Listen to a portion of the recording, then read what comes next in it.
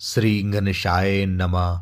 ओम नमः शिवाय। श्री शिव पुराण महात्म्य पहला अध्याय।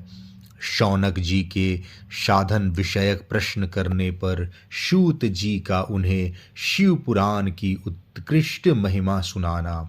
श्री शौनक जी ने पूछा, महाज्ञानी सूत जी, आप संपूर्ण सिद्धांतों के ज्ञाता हैं। प्रभो, मुझसे पुराणों की कथाओं के सार तत्व का विशेष रूप से वर्णन कीजिए।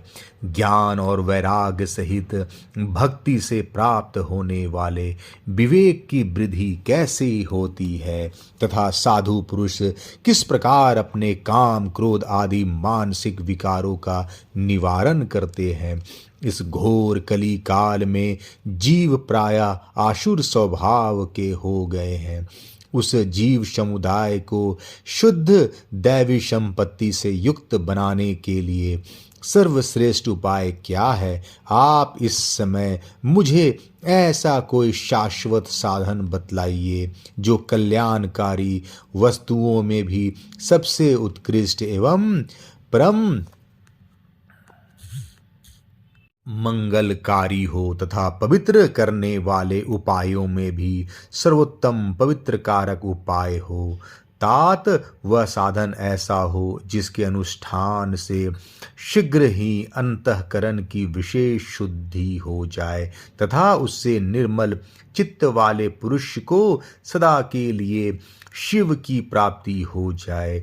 श्री सूत जी ने कहा, मुनि श्रेष्ठ शौनक, तुम धन्य हो, क्योंकि तुम्हारे हृदय में पुराण कथा सुनने का विशेष प्रेम एवं लालसा है। इसलिए मैं शुद्ध बुद्धि से विचार कर तुम्हें परम उत्तम शास्त्र का वर्णन करता हूँ। वत्स, वह संपूर्ण शास्त्रों के सिद्धांतों से संपन्न, भक्ति आदि को बढ़ाने वाला तथा भगवान शिव को संतुष्ट करने वाला है।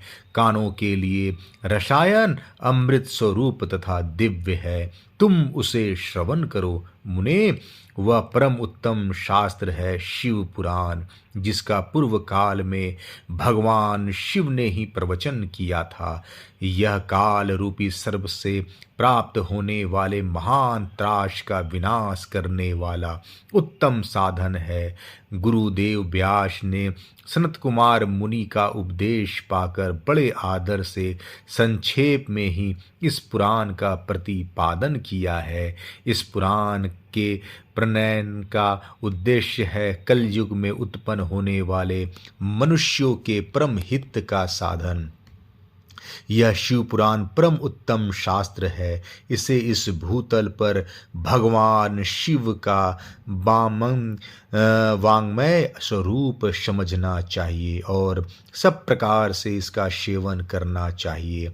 इसका पठन और श्रवण सर्व साधन रूप है। इससे शिव भक्ति पाकर श्रेष्ठतम स्थिति में पहुंचा हुआ मनुष्य शीघ्र ही शिव पद को प्राप्त कर लेता है। इसलिए संपूर्ण यत्न करके मनुष्यों ने इस पुराण को पढ़ने की इच्छा की है अथवा इसके अध्ययन को अभीष्ट साधन माना है। इसी तरह इसका प्रेम पूर्वक श्रवण भी संपूर्ण मनोवांछित फलों को देने वाला है। भगवान शिव के इस पुराण को सुनने से मनुष्य सब पापों से मुक्त हो जाता है तथा इस जीवन में बड़े बड़े उत्कृष्ट भोगों का उपभोग करके अंत में शिवलोक को प्राप्त कर लेता है। यह शिव पुराण नामक ग्रंथ 24,000 श्लोकों से युक्त है। इसकी 7 संहिताएं हैं। मनुष्य को चाहिए कि वह भक्ति, ज्ञान और वैराग्य से संपन्न हो, बड़े आदर से इसका श्रवण करे। 7 संहिताओं से युक्त यह दिव्य शिव पुराण पर ब्रह्म परमात्मा के समान विराजमान है और सबसे उत्कृष्ट गति प्रदान करने वाला है। जो निरंतर अनुसंधान पूर्वक इस शिव पुराण को वांचता है अथवा नित्य प्रेम पूर्वक इसका पाठ मात्र करता है, वह पुण्यात्मा है। इसमें संशय नहीं। जो उत्तम बुद्धि वाला पुरुष अंतकाल में भक्ति पूर्वक इस पुराण को सुनता है, उस पर अत्यंत प्रसन्न होकर भगवान महेश्वर उसे अपना धाम पद प्रदान करते हैं। जो प्रतिदिन आदर पूर्वक इस शिव पुराण का पूजन करता है, वह इस संसार में संपूर्ण भोगों को भोग कर अंत में भगवान शिव के पद को प्राप्त करता है।